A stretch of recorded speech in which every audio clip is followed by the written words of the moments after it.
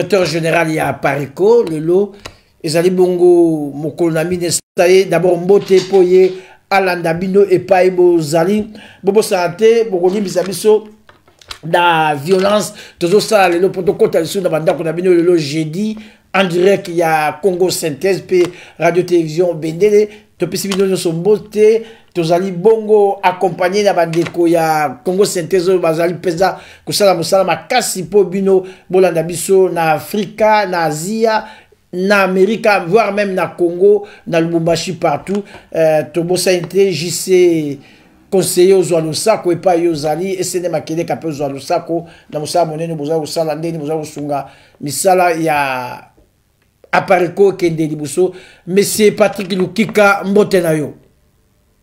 Mbote mingi ndeko libita, nazako lika que ozako yokanga malamu kune pauza. 5 Monsieur Lukika. Merci mingi.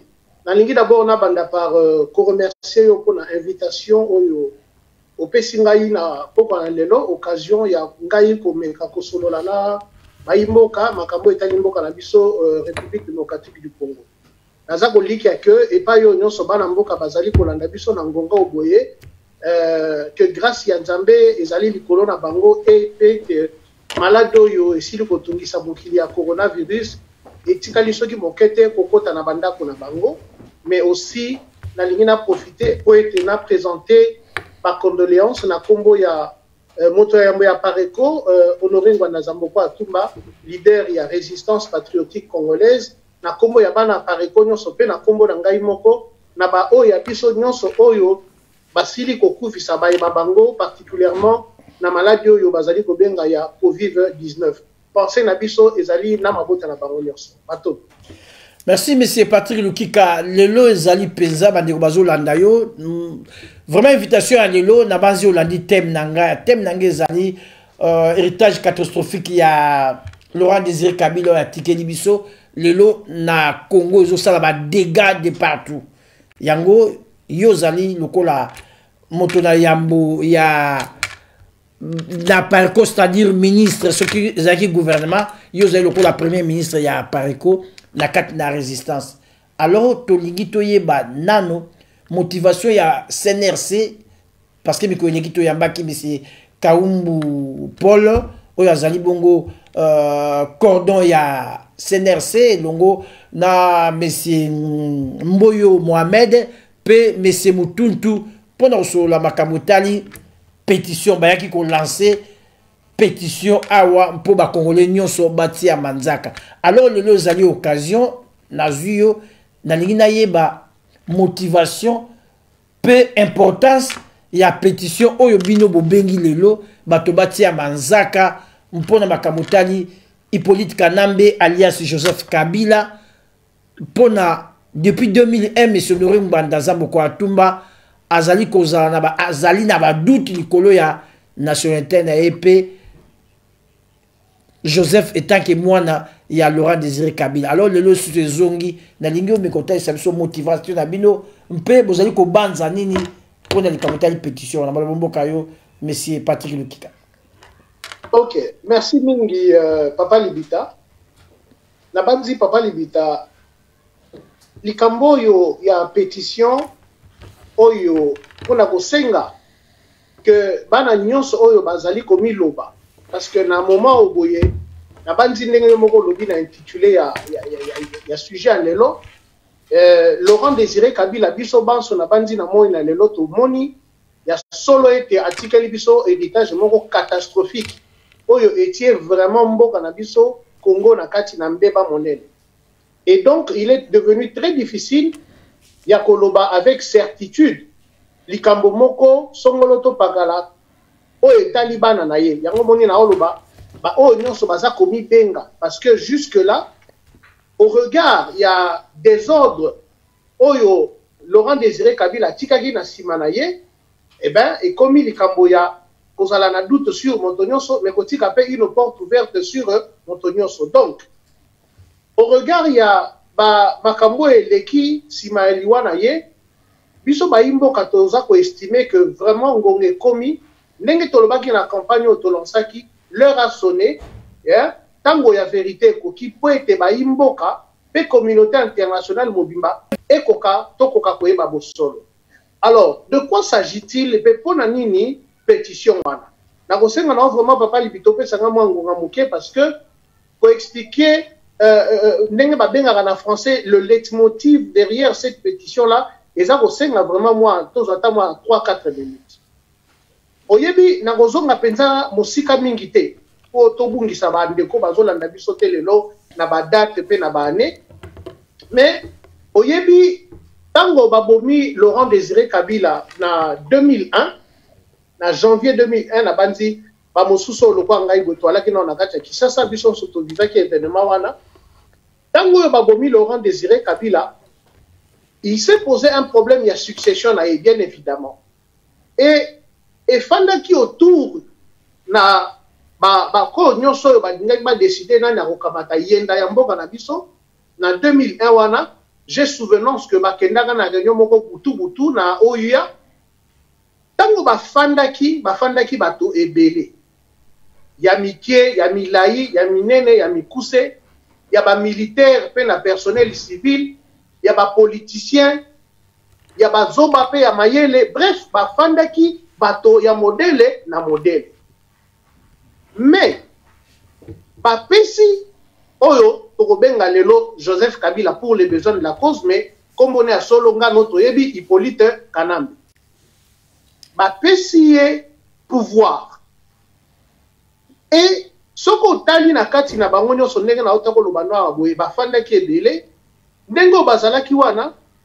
Joseph Kabila azalaki le plus intelligent.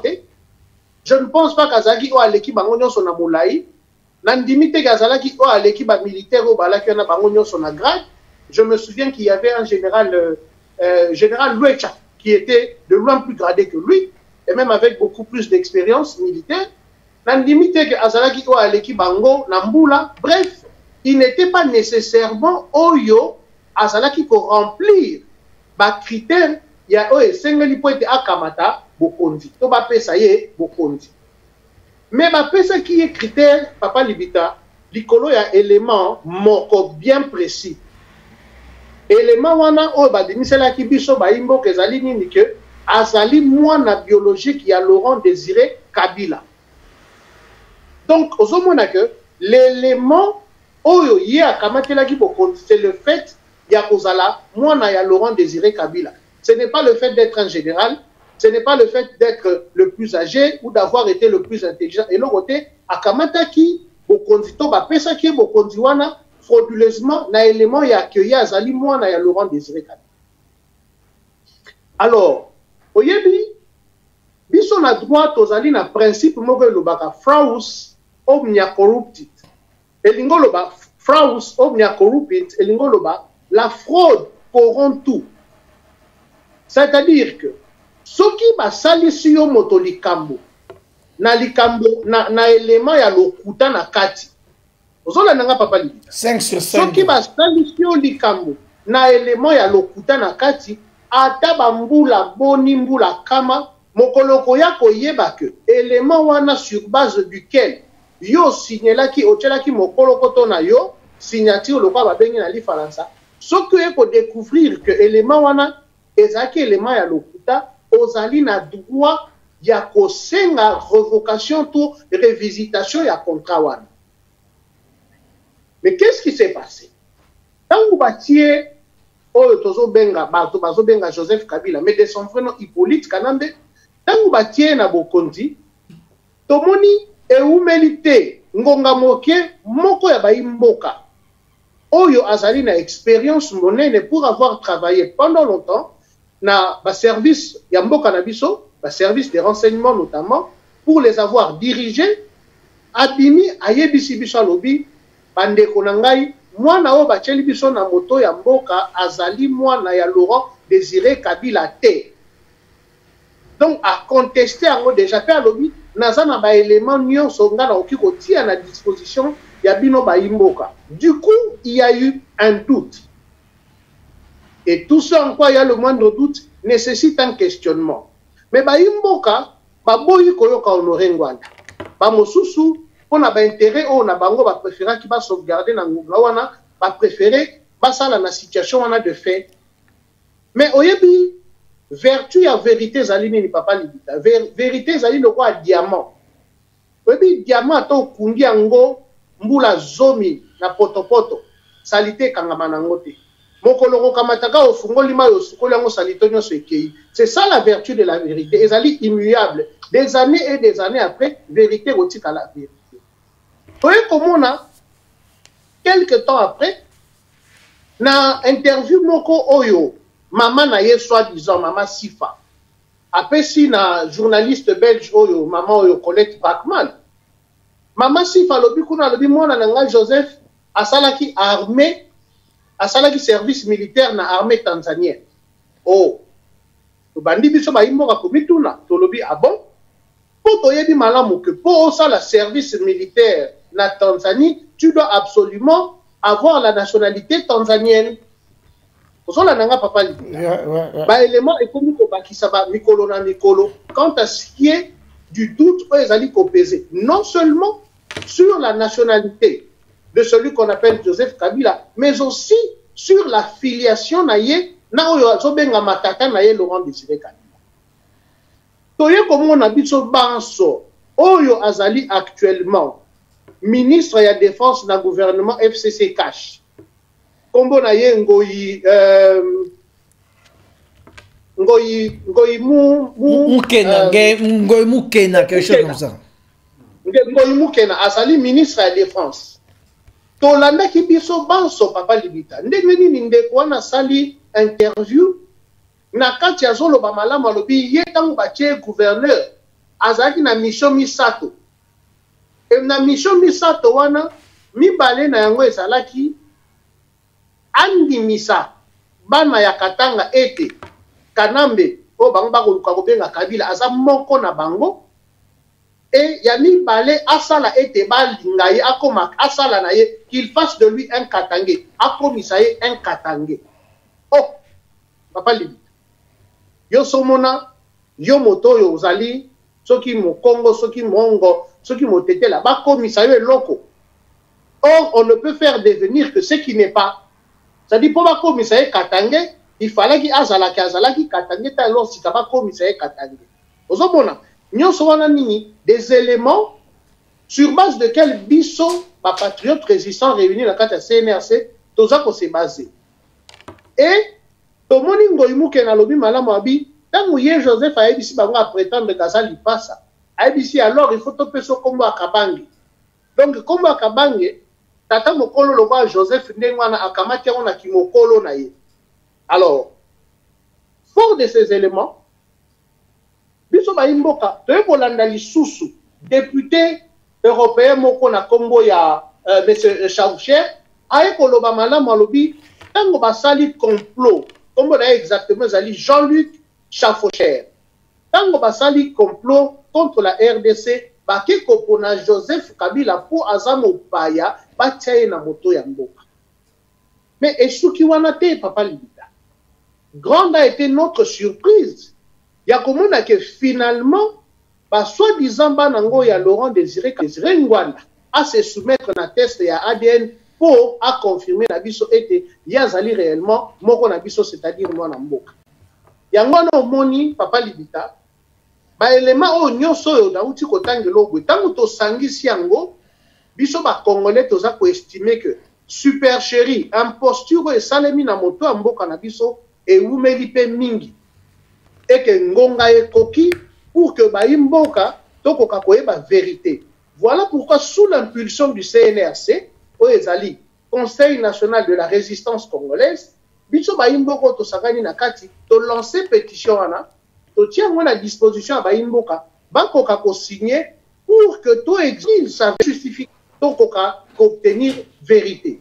Et si on biso to zangelo ka sala eh ben c'est le mensonge. Et si nous voulons que demain Congo mboka na biso koka ko kamata envol na yango et sengeli to yeba vérité, nous devons questionner l'histoire pour to koka comprendre nini basale la gibiso et pour na nini basale la gibiso. Et je pourrais dire pour finir na motuna no ya liboso était la jurisprudence ezali na baka ebele to monaki par exemple osons se rappeler quelques années à Waboetang ou Obama aza kopé sa candidature pour devenir président ya États-Unis.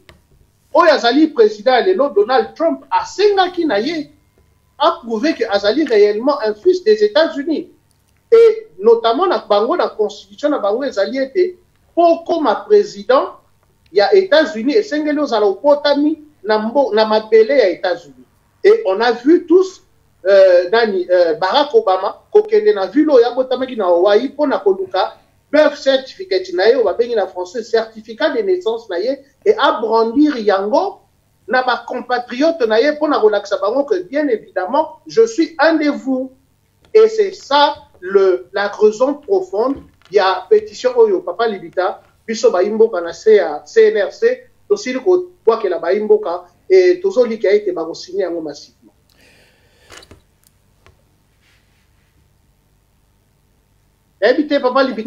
Merci Nalandi, vraiment na CP mingi ozaki moulayi mais ezaki nécessaire aux moulayi pour omeka kotalisa bana mboka. Pourquoi pe ba raison ya pétition oyo CNRC penza tient apporter ya bana mboka Congo et surtout que ba kosaki bana mingi ya Congo mboka na biso za problème ya démocratie, tout ça un problème politique mais à partir ya wana na banzi to ko tirer ba leçon nyonso. Mais motuna nanga na tunaki mikomileki na bandeko na yo ya CNRC na nation ensuite ko na pas bâti ozali Thomas na kat na parco secrétaire général ya parco ce qui lobby et s'avère vrai que Polyte Kanambe Joseph Kabila azali fils ya Laurent Désiré Kabila et stopper combat ya résistance et stopper tout banabino ya tozolo bata onyo occupation to boko sala ndingi to zonga na mboka po to que nous sala sikoyo opposition politique to ko garder toujours ligne to sala ngo ya occupation parce que ce qui lelo et salité ba bien disons na nzela ya comment ça s'appelle ça na laboratoire et BBC ADN na yeke azali pesa mwana ya Laurent Désiré Kabila dali na yeba ko stopper tout banabiso tout to continuer tout to zonga pour to ko sala sikoyo opposition politique sur le terrain parce qu'a komi mwana mboka malbomboka yo monsieur Patrick Lukika. D'accord. Merci beaucoup papa Libita. Motuno eza vraiment motu ya mingi. Oui papa Libita. D'abord pour commencer na ligne bandeko bazona na biso ba yeba une chose. Bitumba o biso to bundisaka.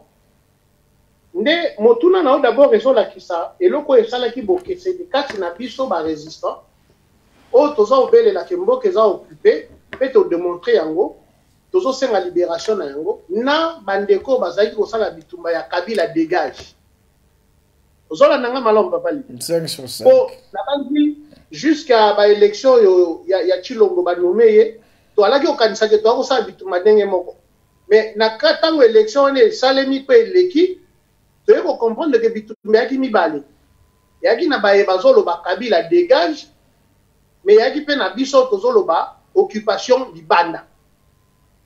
Différence ezali nini na kati wana. Ba o bazaye ko loba ke Kabila dégage la preuve le lo soi-disant Kabila zana moto a mboka te, batie mwana mboka, Félix Tshilombo, mais conséquence nango, tina kuna sa la bato dessin ezalite, mboka esikola mite.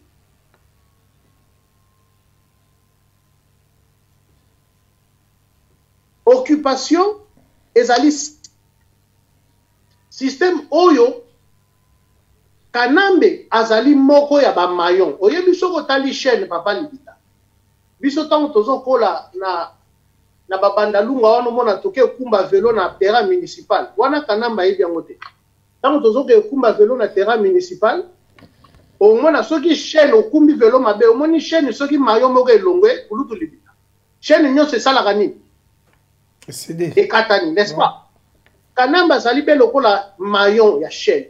Mais azali chaîne mobimba te. Ozolanda ngai. Donc Kanambe azala lelo congolais to azala congolais te yango te nde ko sukisa bitumba na biso. Parce que biso bitumba na biso ezali ya que système mobimba ya occupation esila na kokweya.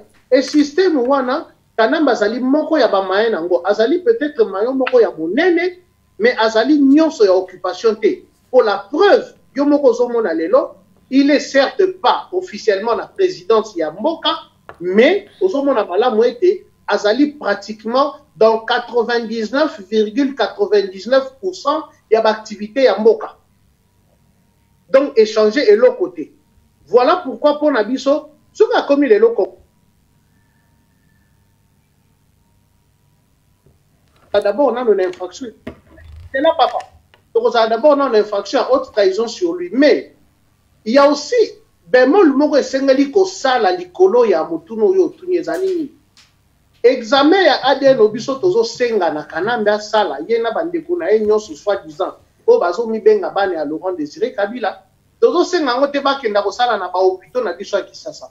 Ici, ce n'est pas que je suis en train de manquer du respect ou de déconsidérer ma médecin na biso o ba na mboka. Loin s'en faut. Mais nazali ozala réaliste pour na ko faire face à la situation yo biso nyonso toyebi ya état élevé ya corruption na kati ya mboka na biso. Et biso nyonso toyebi que na moment où tozolo baboye, il n'y a que très peu de Congolais dans le domaine mosusu qui peuvent réellement avoir le courage ya koyebisa ba imboka des résultats, notamment il faut démontrer par exemple que Joseph Kabila azali mwana ya Laurent Désiré Kabila.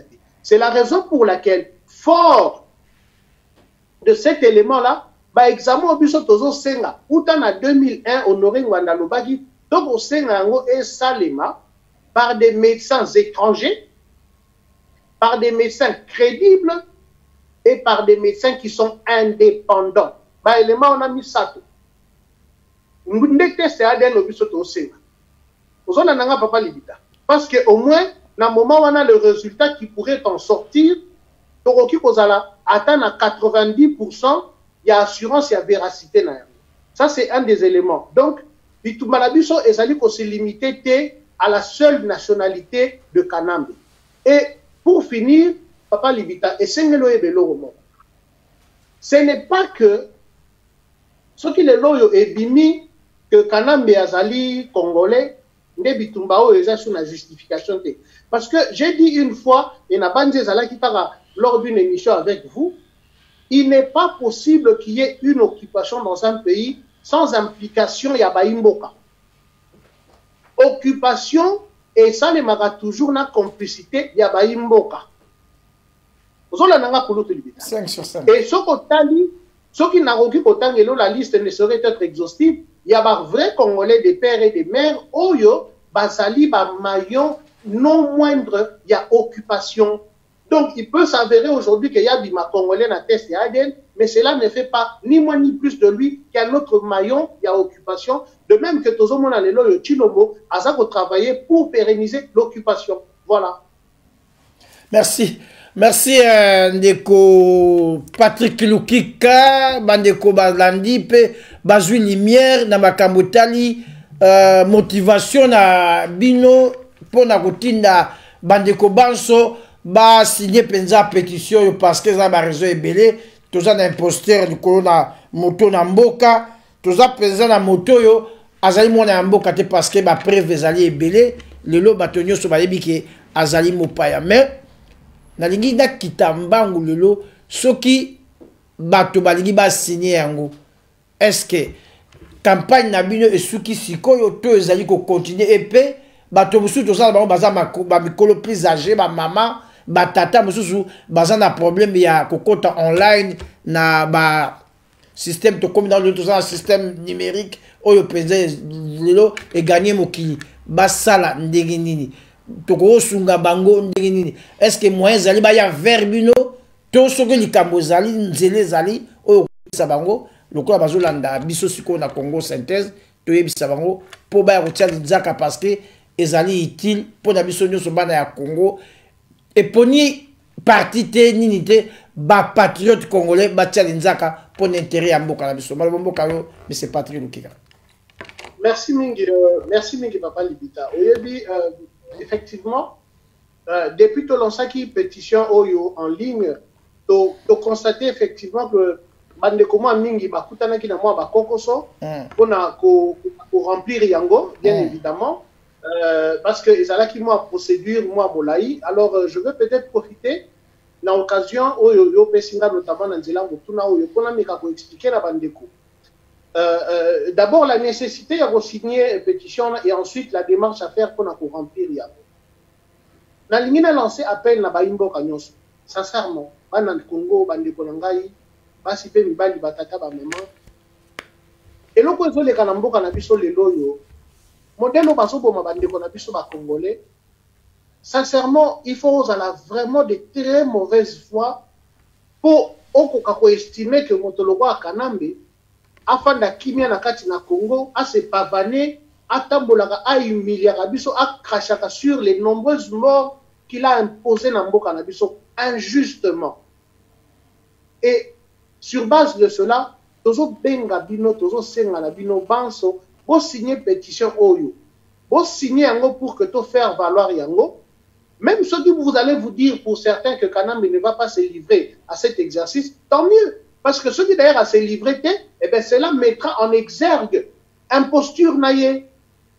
Pour ceux qui le prouve que tu es le fils de ton père au boy, c'est que oyebi ponani no boy. Et surtout quand tu accèdes à la haute responsabilité, le quoi oya komaki na yango et même o azali nango lelo na kati na mboka. Donc bon signer pétition wana.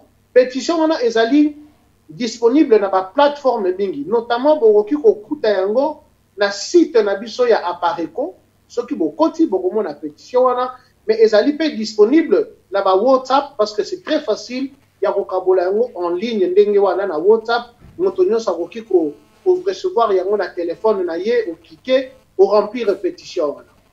Alors pétition wana ko remplir yango Papa Libita, eza na ba étape mibale majeure.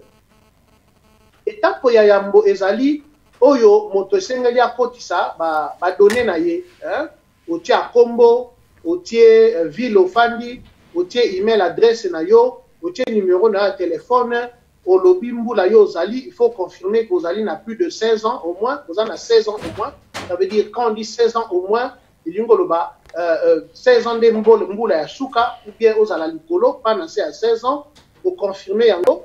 Et ce aussi, ici, étape très facile parce que ce sont les cases. Là, yo lien moko email na yo. Ende pa yo bandeko belé ba kutanaki na moi kokoso parce que bandeko baza so ba komi na niveau wana ba kangani bazo zonga te na ba mail na bango ko ba kinda kotala. Donc je tiens à dire na bandeko, so ko komi na étape wana, il faut absolument ozonga okendo tala na email adresse na yo bakotinde ya yo lien moko ne to bengi na anglais awa link bakotinde lo link lien moko oyo ezali neti mesure ya sécurité oyo esalemaka en ligne pour ba vérifier ya solo ete moto oyo azali ko remplir azali ko signer pétition wana ezali réellement yo. Donc tant qu'on kokota na email na c'est la deuxième étape pour que mon lien ekobima soki o cliquer kaka na lien wana pour na ko confirmer que vous êtes bel et bien la personne qui est en train de signer la pétition, ndenge wana des signatures na yo et ko compter. Parce qu'effectivement, tant que total qui ba statistique, tout le monde bande ko belé Papa Libita et belé vraiment ba si ba signer pétition, mais ba signature na bango nanu est compté. Alors on a ko senga na bande ko nyonso oyo bazana kawana oyo ba kutana ki na kokoso wana, bozonga na ba email adresse na bino oyo botiaki. Dans les premières cases, tant que vous allez remplir, pour vous signer, vous avez un lien, vous avez cliquer et puis signature na yo et vous compter. Mais à part cela, bandeko oyo bazali ba patriote résistant, ba yebi ndenge ba koki contacter biso, les numéros de téléphone ezali disponibles na site internet na biso, bien évidemment na koki kopesa ba numéro awate pour des raisons évidentes. Mais ceux qui m'ont akoti, azali na kokoso, akoki kobenga biso et toko guider. Mais c'est très simple. Lire ma case wana, combo, ville na yo fandi, email adresse na yo, ou cliquer au signer, ceux qui ont confirmé que vous allez na 16 ans au moins, et boya au titre de la yo lien. Voilà la deuxième étape la plus importante. Il faut absolument, aucun de na mail na yo, pour cliquer lien wana, signature na yo et compter. Merci, Mingi Papali. Merci, Ndeko Patrick Lukika, secrétaire général ya Apareco. Na banzi, lelo, toujours koba sego koba, tolongo na makamutali pétition, mais na mboka Congo, lelo, longi mezali. C'est vrai Mikobileki na tunaki yo na lobi na Congo bazali kolobela makambo tali détournement ya misolo na kati na mboka Congo, justice congolaise etelemi likolo pona kosambisa bandeko, et surtout que c'est une occasion yo zali juriste nazali boso na yo. Mais na kati na mboka Congo ta na tunaki yo mitundo na makambo ya détournement obili bitawana eza distraction. Mais lelo na kati na makambo ezo benda mboka Congo yayi mort d'homme. Juge Aoutuko Kweya. Et avant juge ya Kweya, monsieur Yani, que son âme repose en paix, monsieur Kamere Oyo Azali, maillon fort ya Tuti Pawa, alors ki soki bo bengisi mama ya bana nanga awa na côte, boye bate na koti ya moto. Je veux mettre le fait. Est-ce que faire yango wana tonini? Pesa biso lecture na yo rapide lokola juriste na nyoso ezoleka na kati na makambo ka Congo pe lokola vice-président oyo auti ko ya juge président auti ko ya, est-ce que eza lié na makambo ya justice to eza accident malobombo kayo ndeko Patrick Lukika? Merci Mingi. Non mais vous savez Papa Libita, effectivement dossier oyo ya makambo ya procès ya Vital Kamerhe, autant que ma dossier mosusu oyo eza kosala eza kosala ba eko mingi makelele mingi na kati na mboko oka soki eza Vital Kamerhe te eza makambo ya ba nudité à certains pasteurs. Quand ce n'est pas ça, ce sont des petits débats de copains na ba Sénat. Quand ce n'est pas ça, ezali ya longoli songolo oya longoli pakala. Bon, ba makambo na nyonso omoni jusque hier, quand je dis hier, c'est pas hier, il y a l'autre mercredi, mais c'est une métaphore. Biso ba patriote résistant, toaki kopé c'est un mot important ce mingité ndenge na lobaki effectivement parce que les alliés distraction. Et ça dada na bisoté comme on dit en français, biso oza préoccupé na makambo les alliés beaucoup plus important. Et tolobaki bien effectivement que makambo na nyon ces alliés obele ba conséquence, il y a le fait que Mbok est occupé. Le fait qu'il n'y a pas une véritable autorité étatique na moto à Mboka. Le fait que l'autorité soi-disant étatique qui est là n'a contrôle de rien, n'a contrôle sur rien. Donc, n'a aucun peut-être même pouvoir. Du coup, comme il le voit, donc, il faut qu'après, donc, mais aujourd'hui, effectivement, il y a eu ce dernier développement, la mort du juge Gianni, paix à son âme, et j'en profite pour représenter ma condoléance na moi si pe na bana na ye. Et les autres, peut-être toko kasika a koloba moi liloba. Et liloba moi ekozala nini papa Libita. Et ça très simple. Procès oyo ya Vital Kamerhe est démontré na baimboka que makambo obiso tolobaka pendant 15 ans que l'appareil existe parce que bientôt le 4 juin et pour ça là 15 ans que l'appareil existe, que nous sommes en train de dire la même chose. Il n'y a pas que nous, patriotes résistants Moussousou, mais Honoré Ngwanda a commencé bien avant ça déjà dans 2001. Donc ça va faire 19 ans pour Honoré Ngwanda Yemoko et 15 ans pour Honoré Ngwanda et l'appareil, que tous ont la même chose, le Congo est occupé. Et dans la situation, il y a occupation, Papa Libita, il y a des notions, il y a des matières, il y a des choses, et koki kobala mate, et koki kotambola elongote. Au lieu même la chimie, et ça n'a pas produit moussus au koki kosangisa te. Ozola nanga papa. Ningi moko na occupation, justice, démocratie, liberté, et koki kozala te. Parce que occupant oyaye na kati ya mboka na yo, aye po konza yo, aye po monisa o po l'été.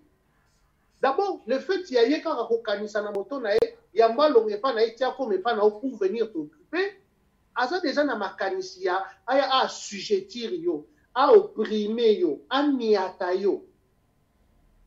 Et c'est exactement ce que les occupants sont en train de faire. Et donc du coup, c'est une sorte de leurre, ezali vraiment chimérique pour na ba imboka, ba kokakolika que justice moko véritablement juste et qui vous a rendu dans ces conditions d'occupation.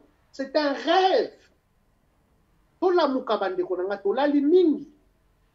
Procès oyo, au moment où les autres commis à mort d'homme, c'est parce que le danger ezali liwa ya juge yani eh ben ezali ba effet collatéraux ya procès wana parce que procès wana ezali procès oyo ezali ko nande balobaka eza ko involve c'est-à-dire eza ko tia ensemble ba intérêt ya bato ebele notamment tripartite to eza okonza Congo lelo Kanambe Chilombo Kamere procès oyo le problème c'est que modèle yango ezali déjà ko kendela eza ko risquer et ébranler ba soubassement notamment il y a ba accord oyo Chilombo asali nango na Kanambe parce que c'est une véritable boîte à Pandore.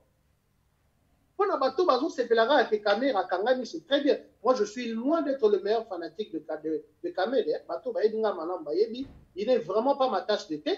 Mais nazo yebiso bateau ba okanisa que ça se limiterait à lui.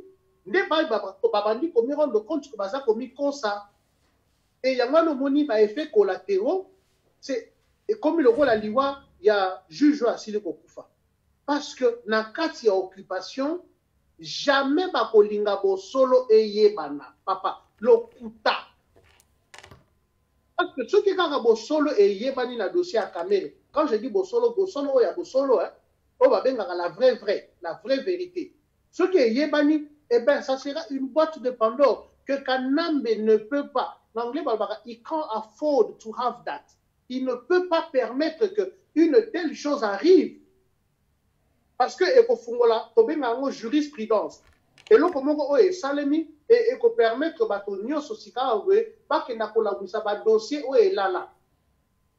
Mais papa Libita, si réellement il y avait un état de droit comme Scande bayo bazo soutenir Chilombo, moi j'ai envie de vous poser sérieusement une question.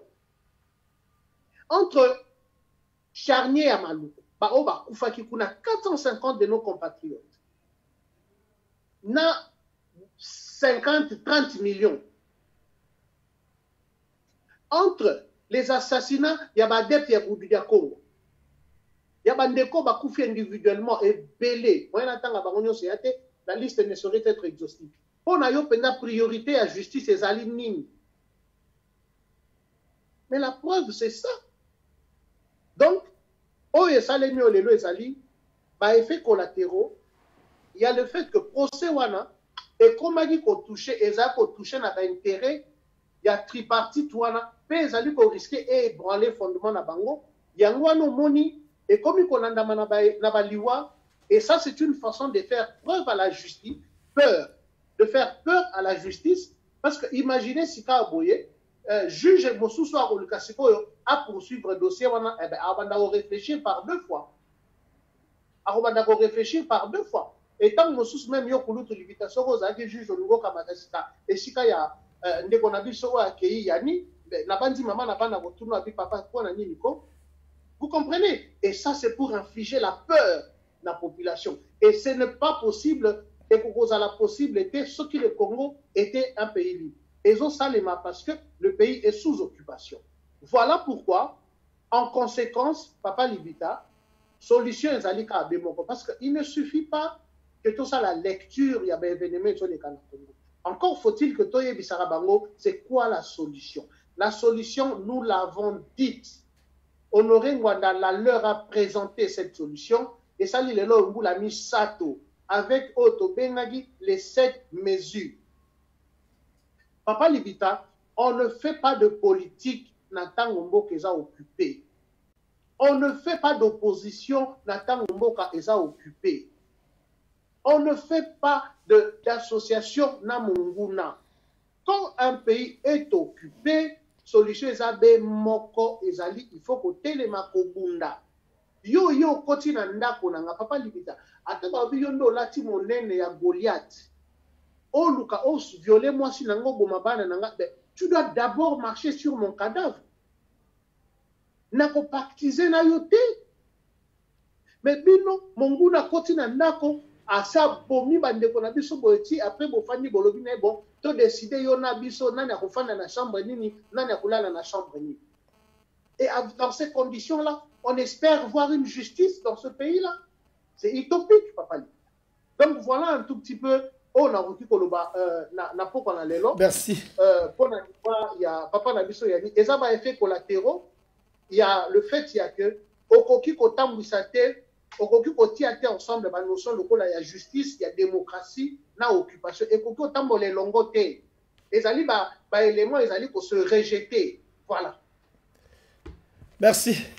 Merci Ndeko Patrick Lukika nalingi suda tuna mutuna mikolo mileki pe mikolo nyonso tozali komona penza ba mawa en cascade na kati na mboka Congo et surtout na kati na la présidence de la République na éviter lecture na yo koko zani c'est vrai bandeko lelo bazo kweya tokoki koloba baza bandeko ya IDPS bandeko ya cash mais après tout bazali ba congolais de près ou de loin tozali na bandeko tozali na ba mi tozali na ba frère et comme il peut que ça la biso passe le la bandeko la biso ba congolais ozo kansani na liwa na bango ezali nini est-ce que zaka ndenge bazo ba coronavirus est-ce que il y a une main noire derrière ndenge tozo yoka lecture na ezali nini na ba mawa cascade yo penza ezo bouger et surtout na milieu ya monsieur Félix pe d'entourage na nyonso bandeko bazo kweya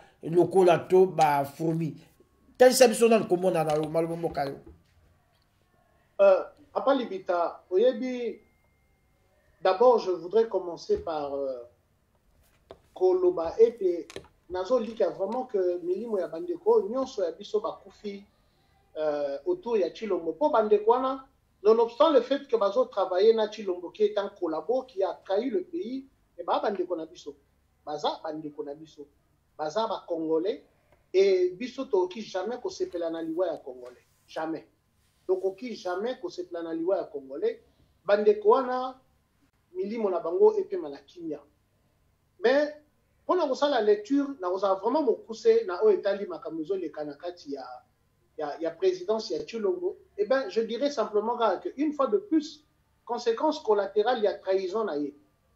Parce que oyebi Papa Libita sokotali depuis que Chilombo azali na présidence ya Congo depuis qu'il a été nommé président du Congo au Congo que il y a une véritable entre base ya parti na UDPS na bango ba dirigeant ya UDPS. C'est-à-dire on remarque que base ezali ko combattre ba occupants mais yé azako s'associer na ba occupants et nous sommes convaincus que ba liwa o tozomona lelo yo autour ya Tshisekedi ezali réponse ya ba occupants ozonanga c'est la réponse des occupants contre la lutte que leur mène la base de l'UDPS. Donc ezali réponse il y a pas occupant na bitumba oyo base ya UDPS ezali komene ba. Donc une fois de plus nyonso yo ezali effet lisusu collatéraux, il y a trahison. Il y a ba deal diabolique au Chilombo a signé na ba occupant mboka na biso. Et une fois de plus ceci est koki aussi la kaka ce qui mboka est sikolami parce que papa Libita occupant azali lokola oyebi eza na ba microbe mususu bakola kape balingaka salite ozo comprendre nga bakola malheureusement je ne suis pas microbiologiste moi je suis littéraire et juriste donc je ne sais pas trop ba kombo ya ba microbe wana nyonso mais j'en sais quelque chose eza na ba microbe mususu elingaka milieu oyo ya salite na milieu ya salite nde ba microbe wana et se développaka et potaka ebele et vivaka na kimia pe vimbaka ozona ndangai microbe biloko lokwa ba nkusu soko tali nkusu alingaka esika salite eza ndenge mona ba occupant alingi nini occupant akoki kolinga te que le pays fonctionne en toute sérénité occupant akoki kolinga te que le pays ait fonctionné dans le calme et la tranquillité occupant akoki kolinga te que la justice et prévaloir na moto amboka. Occupant à koki kolingate que le pays soit prospère. Occupant à koki kolingate que bana mboka va vivre na sécurité. Parce que nous sommes ezali aux antipodes. y a des dessins naïe. Ozola nanga papa li. Ouais, ouais. Je dis bien, occupant à occupant l'ingate, bana mboka ba prospérer. Bana mboka Congo et Kenda liboso. Occupant occupant l'ingate mboka za na sécurité. Occupant occupant l'ingate bana mboka bala la bala mukana kinya. Ba mela balia, ba zwa, ba bénéficier na mai, lotili qui est zala. Occupant occupant l'ingangote. Occupant yé à évoluer malamu pe à accomplir des sanaye dans le désordre, dans le chaos, dans les troubles, dans l'insécurité. C'est ça. Donc, aux hommes, on a le leitmotiv.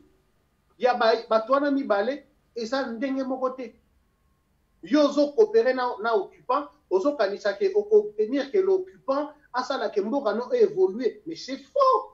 Parce que quand déjà je viens t'occuper, je viens pour tout sauf pour te voir évoluer et aller de l'avant. Donc voilà Papa Libita, yangano moni naba cette mesure topesa ki ba imboka solution déjà ya yambo ya kosala. Oyo ezali simple, sortir de ces institutions là. Ba travaillaka na munguna te. Or ba imboka oyo bazali kosala partie ya ba institution oyo efandi lelo na Congo, bangonde bazali ko légitimer occupation. Bangonde bazali kosala que occupation et koka ko fonctionner. Merci. Bangonde bazali Merci secrétaire général, merci Ngonga na biso penza. Une minute na salido balanga s'il vous plaît. Na yebi ke ngongeza na sima na biso te. Je disais que bangonde bazali ko légitimer pouvoir. Or ceux qui ba bimi pendant l'occupation, on ne fait pas de la politique, il n'y a pas de parti politique. Le pouvoir de Kanambe et l'occupation est qu'on s'est branlé et qu'on couille. Merci Ndeko Patrick Lukika. Mais dans l'Ina, le Belayo, le Komoroto, le Kambomo, on a outé Kolanda, na Kinshasa, Ndeko Nabiso, Zakari, a outé Kosenga, na Congolais, Nyoso Zakre, Abi, il faut un sursaut patriotique, nationaliste, totelema pour la situation ya mboka azo benga sursaut nini pour la situation yo ezui la présidence de la République ndenge bande ko na biso bazo kwea to azo benga pour situation ya mboka et comme catastrophique ndenge tolobi héritage yo ya Laurent Désiré Kabila alobi il faut sursaut patriotique par là yozo mona linga lobanini na message nae. Bon oyebi je suis vraiment désolé. Je ne pense pas que Wanizali digne fils du pays. Je ne pense pas que Baza Batoyo, Baza honoré Mbokanabiso et versatilité na bango ezali ya soni. Voyez un message, peu importe lequel, est important de par son essence, mais le message est aussi important de par la personne qui véhiculé yango. Ozona nanga, okoki kozana maloba ya kitoko na ba idée ya kitoko koleka. Mais bon moto na yo et sali que message à la peine donc ma voanga. Et batoba kokata ko prétendre attention. Pour moto yo zotanga wana, moi je ne sais pas aujourd'hui si le peuple congolais peut encore kota la bato modèle wana des gens qui tant mosusu kutu ata chauve-souris malade, ko chauve-souris okokute na trois natures. Air moko mammifère, air moko neti ndeke, air moko. Mais bango bazana ba nature ata kama. Et ce sont des gens, des véritables opportunistes, parce qu'il y a des caractéristiques opportunistes et alinés. Un opportuniste ne revendique pas, il ne conteste pas. Tout ce qu'il fait, c'est retourner sa veste et toujours du bon côté. Et ces gens-là, il y a modèle Oyotangiwana, ce sont des opportunistes et toute leur vie, on les a vus faire carrière et faire argent dans l'opportunisme. Ceux qui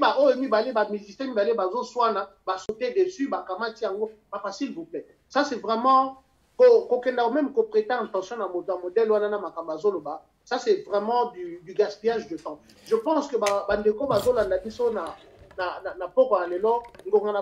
précieux. Merci. Merci. Merci. Merci Ndeko Lukika.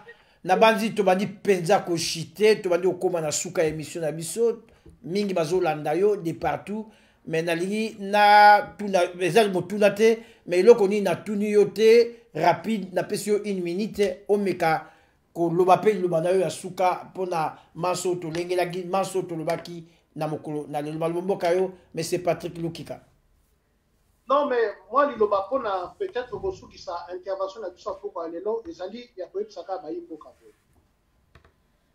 Bandeko, je pense que bambula eleki mwa mingi. Bambula eleki mingi oyo bayimboka loka honore ngwanda basololi na bino. Bayebisi bino problématique ya mboka. Bamingi pour des raisons diverses, boboyaki koyoka bamingi pe bolandaki. Mais je veux m'adresser particulièrement à pourquoi lelo na ba oyo bazalaki na ko douter ete mboka na biso ezali na occupation. Bandeko na ngai histoire oyo mboka na biso eleki pendant les 20 dernières années eza ya son mingi. Et mikolo na mikolo eza koleka bozomona que les choses ezali ko se passer de sorte ya kopé sabiso ba patriote résistant raison. Que tozalaki na raison que situation mboka ezali bakendaka na modelo ya ba élection te. Basi kolaka te un pays occupé na ba dialogue na ba élection na ba concertation et encore moins na trahison.